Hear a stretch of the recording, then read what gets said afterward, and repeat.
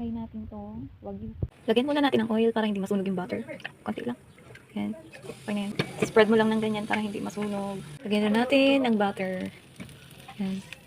Yan lang muna. Sa paglagay ng rosemary, kailangan konti lang. At baka malasahan ng bata. Ayawan niya. Mahinang apoy na yan. So, isa-isahin natin kasi malambot naman na yung wagyu kaya mabilis itang maluto. So, what is this? Oh my God! It's wagyu! I-place isa-isa ang wagyu. Yan. Yan. Mag-aano na siya. Naluluto na siya. Yan.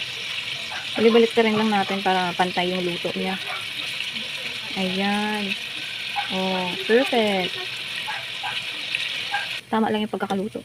Ayan. Nag-oil na rin siya. Kaya medyo nadagdagan yung oil. Mismong oil niya to. Ayan. Okay na to. Pinatay ko na yung apoy. So, ayan. Medyo wait lang natin at mainit.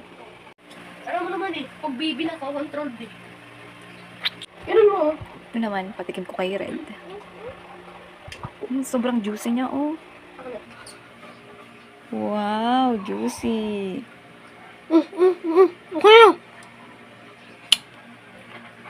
Sarap. This is the best pie in the world. Now, Ano bye! tawag dyan? Why gone? Oh my God. Ay. Wagyu. Wagyu. Peace. Tapos ko dito.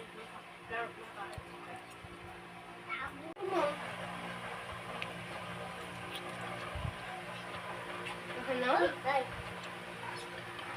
Oh. Sak. Para ano? So, ito na yung pagkain niya. Po. Oh, ito na yung pagkain niya.